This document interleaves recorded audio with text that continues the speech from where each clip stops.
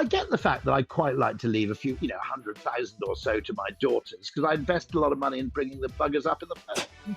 I don't give a shit about my niece, right? Yeah. Not enough DNA. Not interested.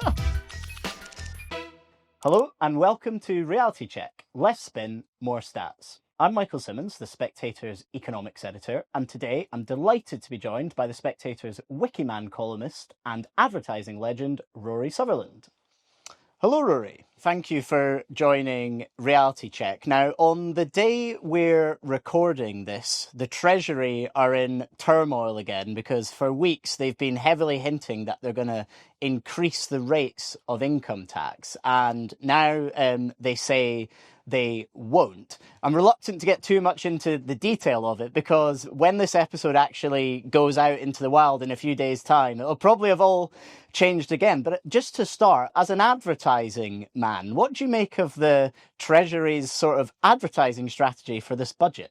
Well, I suppose it's a fairly standard strategy of you sow a lot of fear, uncertainty, and doubt so that when the final announcement is made, no one is surprised. So I know it goes completely counter to all conventions of previous budgets that you reveal absolutely nothing in advance, whereas they seem to be doing basically scribbling things on bits of paper from time to time and then deliberately leaking them. It's a very interesting question because, of course, they have painted themselves into a corner by effectively saying that income tax and national insurance couldn't go up. There was an interesting idea, which was that you reduced national insurance by 2% and put the rate of income tax up by 2%, which would leave most people effectively unaffected.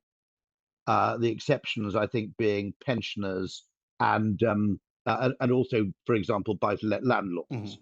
Mm-hmm. That kind of. So that would be a kind of fairly cunning way of, I think, staying true to your original promise for most people. It's worth noting, of course, that pensioners get quite generous treatment in a way because they were always given wonderful tax rebates on their pension contributions on the basis of avoiding double taxation. Yeah. But that was at a time when you started paying income tax at about £3,500 a year. Now that's gone up to 5 figures. You might argue that there's a particular generation of pensioners who have, in a sense, been given a double free ride. Yeah. But there you go. Yeah, another win for pensioners. If we move into the sort of safer ground of more general things now and don't leave ourselves open to whatever the Chancellor does over the weekend, one of the ideas that the left are crying out for has popular support is, of course, wealth taxes. That's something that the Chancellor is reluctant to do, and for on a previous episode of this podcast, we've set out the reasons why they don't work. But the public find them so attractive. A majority want them even when they're told that they bring in less revenue. Why do you think that is? Well, first of all, it kind of depends what kind of wealth you tax. There is a group, of course, called patriotic millionaires, who are a group of very wealthy people who argue that they're undertaxed. So it's worth noting that not all the opposition comes from the wealthy, nor all the support from poorer people. But it kind of depends. One of the arguments is always that it's totally pointless because wealth is extremely mobile, and also very wealthy people are kind of shapeshifters. So they can actually effectively redesignate their income as a capital gain or as income, or they can hide it in a company or put it in a trust. And so effectively the argument is it's ineffectual. You could make the counter argument, however, that land value taxes, if we want to go back to Henry George, are extremely difficult to avoid because land is very difficult to hide. And one has to make the point at this stage that it is worth noting that, one, we tend to conflate wealth and income to an unhealthy extent. So, for example, you'll probably remember, I think it was a Labour catchphrase, tax breaks for millionaires. Now, of course, there is no reason to assume that someone earning £80,000 a year is a millionaire. In fact, they may be trying to become a millionaire. If they were earning £80,000 a year in 1980 or 1990 and had any passing involvement with the property market, they almost certainly are a millionaire now. However, wealth and income are fundamentally different. It's also worth noting that wealth inequality is an order of magnitude greater than income inequality. Yeah. There isn't that much income inequality. If one's being okay, there are a few people who earn a few £1 million a year and so forth. But actually, generally, not that many people earn 10, 15 times median income. And those who do pay an absolutely disproportionate share of income tax. Meanwhile, someone who's done nothing more useful than sit on a house for the last 25 years finds themselves inordinately wealthy, paying almost no share of the gains back into the exchequer, despite the fact that that gain does not reflect any of their own effort.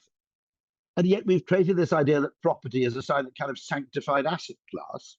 And as a result, you end up with all kinds of problems. One of which is that I would argue in London, a buy-to-let landlord has effectively bought the right to tax the younger generation. Yeah.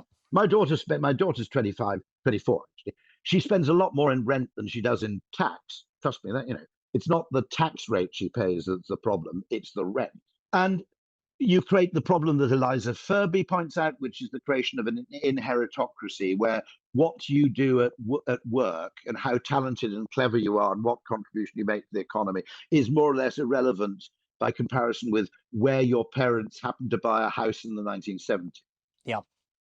And I would also argue that you wouldn't need to introduce that much of a land value tax, technically, to actually allow it to more or less pay for itself, because it would cause a significant reduction in property prices, which would be an extremely healthy thing for almost everybody except people who are planning to downsize or people who are planning to inherit. Mm-hmm. And my argument that, okay, in the United States in the 1950s, it wasn't that uncommon. If you went to a typical American household and you added up what they'd paid for all their movable possessions, car, washing machine, dishwasher, music center, furniture, clothing, that would typically be about the same as what they paid for their house if they were a homeowner. 50-50 ratio between money spent on consumption, money spent on housing. It would be impossible to find anybody now, unless they owned fine art, I suppose, whose possessions were even a tenth of the value of their accommodation. And this has created an enormous distortion in the economy. And there are books, Eliza Furby's book, The Land Trap by Mike Bird. People are starting to take this seriously. But it isn't tax that's the problem, it's rent. Yep. It's the cost of housing. And anything we could do, even if it's simply a symbolic land value tax, and obviously the reform of ludicrous taxes like stamp duty, which discourages people from downsizing, for example, and council tax, which is a monstrosity. Mm-hmm. Even if you have a very small recurring 1%, 0.5% land value tax, one of the great effects you'll have is that it will burst this idea that any money you put into property is sacred, whereas any money you put into anything else, including a pension or the stock market, is up for grabs from the treasury. Yeah. And so, I mean, the argument that you can avoid wealth taxes falls down fairly badly if you talk about land value. Yes. I'd also argue that it's largely, I mean, all economists make this distinction about rent seeking, and they all agree it's a bad thing. But I've never come across a single right of center economist who's prepared to do anything about it. Yeah. It is entirely extractive. It's of no value whatsoever. Rory, I wonder if we can delve a bit more into the housing problems, because that's what you've written about for your Wikiman column in the Spectator magazine this week. You talk about land value tax there. What else do we need to do to unplug the sort of the dam in the housing market? The most extreme theory would be a theory called ATCOR, all tax comes out of rent. Now, obviously, you have expat house buyers and all manner of basically people who are just investors in the property industry.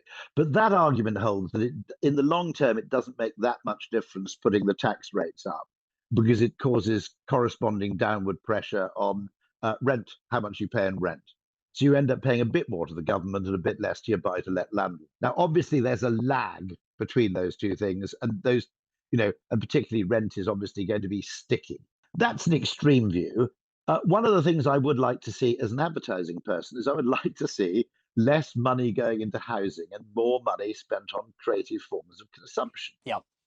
Now, I'll give you a nice little story. My grandparents were the fourth family in Wales to own a dishwasher. And the dishwasher, it still works, by the way, in 1959. It cost £80. When they bought that dishwasher, it was shortly after they bought a 5-bedroom house in Crickhowell, not as shishy as it is now, but they nonetheless bought a very attractive 5-bedroom house in Crickhowell with a large garden. The house had cost, I think, if I'm right, £4,000.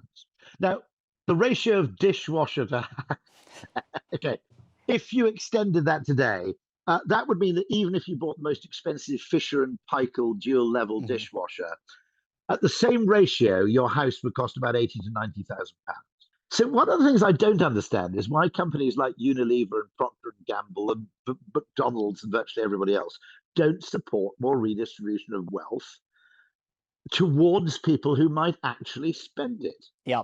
And I've never quite understood this, except to understand that the management of those companies are probably living in a very nice 5-bedroom house and planning to retire in a couple. Yes.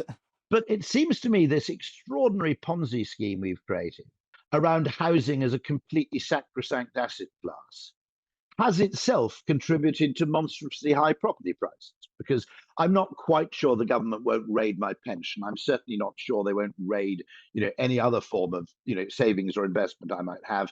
But we've created this idea that, safe as housing.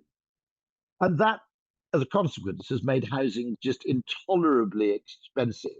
And it's also meant that a lot of old people have ended up with all their wealth in this completely illiquid form of wealth. Yeah. So you have the phenomenon in the southeast of England, not uncommonly, of people living in a house worth 1.8 million who are worried about whether lemons are cheaper at Lidl or Aldi. If you told me in the 1970s, one day you're going to be a millionaire, but you're really worried about the cost of lemons, I think you're completely deranged. And yet, actually, some pressure on oldies to downsize and get the hell out. Yes. Wouldn't be altogether unhealthy. I mean, it's a ludicrously inefficient use of housing stock, which I don't think even benefits them, to be absolutely honest. Yeah. And how much do you think this plays into the sort of aspiration crisis? It's a theme that we go into in Reality Check a lot, that there seems to be young people today, whether because it's harder to do so, but are just generally less ambitious. Do you think Britain is sort of losing ambition? And how much is housing playing into that? Well, you could argue an enormously important thing, apparently, which has driven the Indian economy, is the existence of the affordable moped as an aspirational device. There's a wonderful experiment which was once performed on a bunch of people. I think they were working in a kind of factory in the Brazilian jungle somewhere, and they were completely uninterested in doing overtime, earning any more money, putting in extra hours, until they introduced mail order catalog. Yeah. Now, at some level, okay, money is only worth what you can spend it on. Now, young people now, I'll be absolutely honest, I only moved to London and worked in advertising because I wanted a Ford XR3i. Young people are now told that you shouldn't own a car, and they're told that you can't possibly own a house. Yeah. And it wouldn't strike me as altogether ridiculous that you could look at young people's behavior and say, to be honest, since nobody can buy the house which they're currently renting. I'll give you an example. My father was a landlord. It was a Victorian house with split into 6 apartments in 6 flats in the Welsh borders. Most of the people throughout the 70s, 80s, 90s, 2000s even, most of the people we rented to could have bought if they'd wanted to, but they chose not to. Yeah. So that was landlord as service. And that is still the case in some parts of the country. In London, I would argue that it has now crossed a threshold where it's landlord as effectively rent-seeking, extractive force. And I jokingly said to my daughter when she moved to London, you haven't really moved to London, you've moved to 19th century Russia, because you're effectively entering a kind of high-tech serfdom. It's indentured servitude on behalf of your buy-to-let landlord. And this is, the fact that this isn't seen as a problem strikes me as deranged, except for the fact that if you think about it, we had 650 MPs for 25 years who basically had a London mortgage paid for them. Yep. Now, if you had 650 MPs who are all gifted $500,000 worth of, I don't know, Unilever stock on being appointed to Parliament, we'd say this is an absolutely monstrous distortion of policy making. And yet we gave every single MP effectively a free house, and then got completely confused when nobody saw rising housing prices as a problem. Yeah. I mean, Rachel Reeves's entire sort of fortune seems to be dependent on peculiar anomalies in housing taxation. Sure. It should not play this large a part in our life. Uh-huh.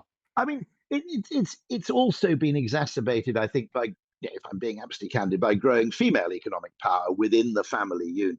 Okay. In that a large percentage of men, if left to their own devices, would live in a travel lodge and then have 5 American muscle cars parked outside. Yeah. It's very, very difficult to actually form a family on economic. By the way, if you have a single salary, so I would argue nearly all of the gains of the 2-salary family went into the housing market. Yeah. No, actually, they went in taxation and housing. Mm-hmm. So you ended up with what happened. It started off with a second income in the household started as an option. You thought, that's nice. We're earning quite a lot more than the neighbours now, and our house is still tolerably affordable. Then what happens is what starts as an option becomes an obligation. Elizabeth Warren's written about this. And so you cannot really maintain a house now or a family without 2 salaries. Great news for the exchequer. You've got twice as many people to tax. Wonderful news for people who happen to own a house at the time when the 2-income household became a norm, because their house is now worth twice as much because there are twice as many people to pay rent on it. Yeah. Meanwhile, the family has lost 40 hours of discretionary time every week for no increase in discretionary spending power, really. So, whoever came up with that idea didn't really think it through. Now, you say that, there should be more attention on this. Why are people not up in arms? Are you optimistic that this is going to change? Are we going to fix any of this? Are the young going to rise up and say we've had enough of this? Well, the young can increasingly leave. So here's an interesting thing to look at is, if you had no particular affection for this country and no major family ties, would you stay if you're a 25-year-old, particularly if your employer, rather like my employer, and I've been ranting about this for ages, demands that you work in the middle of the most expensive real estate in Europe? One intelligent thing businesses could do is they could establish campuses, outside London. Yeah. So that, I don't think, by the way, provincial towns and cities are nearly as bad relative to London as they used to be. It used to be, in the 1980s, 1990s, the internet has leveled things out, of course, enormously in that way. In that, the best bookshop in the world is online. If you want to watch a Korean film, you watch it on Netflix. So consequently, your access to sort of cultural stimulation and goods and services has been significantly evened out. And I would argue that London now offers some earnings advantages over, say, Manchester, which are completely wiped out then by the cost of rent. Yeah. I don't think the lifestyle advantages that London offers relative to Manchester are anything like the ratio they would have been in the 1980s. I went to Manchester in the 1980s. There was nothing to do. I wasn't into drugs, admittedly, but so one of the things would be equally talented people moving abroad, because if you're both in London, who's better off? The guy at Goldman Sachs earning 150,000 a year, or the guy in a publishing firm earning 50? Not much debate about it. Are you better off at Goldman Sachs earning 150,000 a year, or living in Portugal, in a major centre for kite surfing on £50,000 a year? Not quite so clear, is it? It's not an absolute, no-brainer, that one. Sure. But we ought to make this point, by the way, that wealth inequality tends to pass on from generation to generation. Yes. Mm-hmm. And it's inordinate. So if Bill Gates walks into Wembley Stadium, the average person in Wembley Stadium is now a millionaire. Yeah. Okay. Income is not like that. There aren't that many people who earn high incomes. Those who do tend to do it for only a short period of time. This is also not well understood. Why is there a lot of opposition, even though not many people pay the higher rate of tax? Why is there so much opposition to increasing it? Well, there are an awful lot of people in jobs where, let's say you become a deputy headmaster of a large comprehensive school at the age of 52, right? You then move into the higher tax bracket, but you're not some corporate lawyer who's been earning six figures for 40 years. This is payback for all the hours you put in the previous 35 years of your working life. Yes. So hitting people with high tax rates, when in many cases that high earning period is actually a reward for the rest of their working life, is peculiarly unpleasant. And this idea of double taxation, by the way, is nonsense. If I go and buy a bottle of whiskey, I'm taxed on my income, then I pay VAT on the whiskey, then I pay duty on the whiskey. Okay? We're double taxed on loads of things. So why these two weird categories of pensions and property are somehow considered sacrosanct on the basis of double taxation, whereas practically everything else we do is taxed more than once. My employer, by the way, is taxed on what they pay me, incidentally. Yeah. Come on. Should we be offering incentives then to people in the high tax brackets? You've got some interesting ideas on this. Well, I mean, there are loads of things you could do. There is a suggestion that you reward people. My mischievous suggestion was you could at least show some gratitude, because these are people who are getting up in the morning. The point is that nearly all government policy is determined by what makes a good sob story in the Daily Mail. And there isn't a sob story you can write about a corporate lawyer who's earning £140,000 a year. Yeah. However, that corporate lawyer earning £140,000 a year has an absolutely appalling life relative to the equivalent corporate lawyer in 1980, 1970, 2005. Sure. And the extent to which people paying the very highest rate of tax pay absolutely over the odds, whereas a very large swathe of the population, of course, pay very little income tax at all. I don't think it's tenable to maintain that if you want to maintain some sort of reasonable system of incentives. And then at the other extreme, you have the thing which is many people will end up much poorer than their junior staff, simply because I had a conversation with a colleague of mine. He said, unfortunately, I grew up in Grimsby. Yep. Junior staff who had a house in Acton are going to be having much better holidays than me in 25 years. Yeah. And so it does essentially make a nonsense of this whole sort of idea of, risk, effort, and reward. Mm-hmm. It's arbitrary. It's nonsensical. Yeah. And just finally, before we let you go, if you were the inhabitant of number 11 Downing Street and you were about to make your budget, what would be the one measure that you would bring in? Oh, land value tax. Your land value tax. Yep. It's very difficult to get people to understand it because it's an idea that is at the same time left-wing and right-wing, mm-hmm. in that it regards land and the ownership of land. Effectively, it treats it almost in a socialistic way, which is that you are, to some extent, albeit at a very small scale, renting the land on which your house sits from the government. Yeah. In exchange, you pay very little tax on anything else. So as a result, a bottle of 15-year-old Highland Park would only cost £7.50. So you wouldn't really care how much tax you pay. Sure, we can all get behind that. Okay. So this is the idea of the single tax. I wouldn't take it to that purist extent, but I would start to introduce a shot across the bows to the suggestion that if you think that basically the best home for your money is in property, you better think again. Yeah. Because, by the way, working in advertising, you always notice things that are advertised without anybody actually paying to advertise them. And the most extraordinary thing over the last 40 years, every single case where property prices went up, the news media presented that as a good news story. Now, no one says great news if you've got half a tank of petrol in your car, petrol prices again. Okay? It should be a use good. Yeah. And instead, it's increasingly either a positional good or it's effectively an investment good. And there isn't a problem if you have a Dutch tulip bubble, because I can then go, well, these tulips are a bit overpriced. I think I'll just, I'll divert to gladioli. Okay, yeah. Right. Well, let's try lupins. Yeah. The problem with property is it's something that people, unlike tulips, people fundamentally can't do without. And so by creating this extraordinary investment class of what is an essential, you've created an economy which is basically extractive. Yeah. We need Gary Stevenson on. He's kind of, but my point also being that, economists are generally very mean, boring people. Yes. And therefore they sanctify saving and, deferred gratification. But my only problem with that is that it isn't deferred gratification that keeps the economy humming. It's people who actually earn money and then go and spend it on stuff. Yep. What you will see is that I think the top, let me get this right, something like the top decile of the population earn 14 times more than the bottom decile, but they only spend 4 times as much. Right.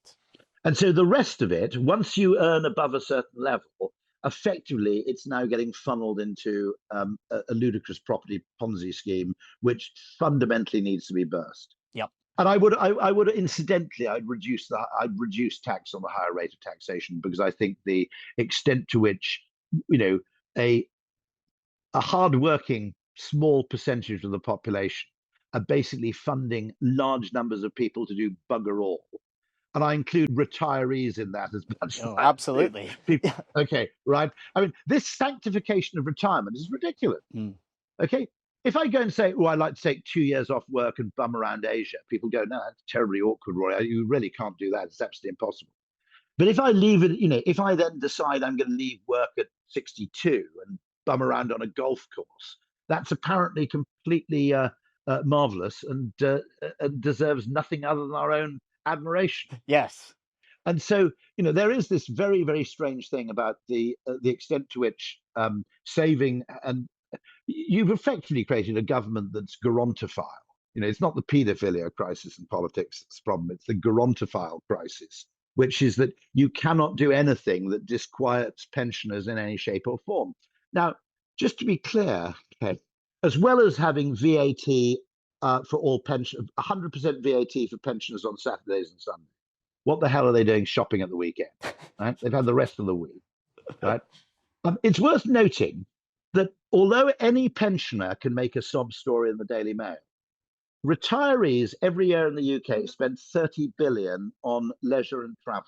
So that 30 billion whole, if you just put 100% VAT on cruises. Yeah. Basically, so there are an awful lot of retirees who aren't particularly deserving. Yeah. They're not Captain Tom. They didn't fight in World War II. They went to the goddamn Isle of Wight festival. And yet we treat old people with a kind of reverence, which I think was entirely worthy and deserved in terms of the generation born in 1920, 1930, 1940. I think it gets increasingly dubious about people who are born in 1958. Yeah. Sorry about that, but it's just No. I think we'll have to do a whole episode on that specific issue. No. Let's screw over I'm 60. I should be taking their side. Yeah. But at the age of 60, I've paid off my mortgage. My children have largely left home, although I still have to help them with their rent. Mm-hmm. And suddenly I get a senior rail card. What the hell? There should be a rail card for beleaguered people in their 30s who actually have a job, right? For goodness sake. Yeah. But I think this gerontophilia in government is something we do need to address, because there are an awful lot of these people who are actually asset very rich. Yeah. And then what happens is you get to a certain age and you become paranoid about holding on to your assets. So there's a wonderful finding from, I think it was Investec. If you don't downsize voluntarily before you're 72, you'll never do it except under duress. So there should be a stamp duty holiday for people between the ages of like 68 and 74. For downsizing, sure. Which basically says, get out now. Yep. Goodbye. The other question, by the way, inheritance tax makes no allowance for how many kids you have or whether you have kids. Yeah. Now, I get the fact that I'd quite like to leave a few, 100,000 or so to my daughters, because I invest a lot of money in bringing the buggers up in the post. I don't give a shit about my niece, right? Yeah. Not enough DNA. Not interested. Rory Sutherland, thank you so much for joining Reality Check. It's always a joy. Thanks ever so much. I hope you enjoyed that episode as much as I did. If you did and you're watching on YouTube, make sure you subscribe and tap the bell so you never miss an episode. We're on all your podcast platforms too, and we're also a newsletter that comes out every Friday morning. For all the information on that, go to spectator.co.uk/realitycheck.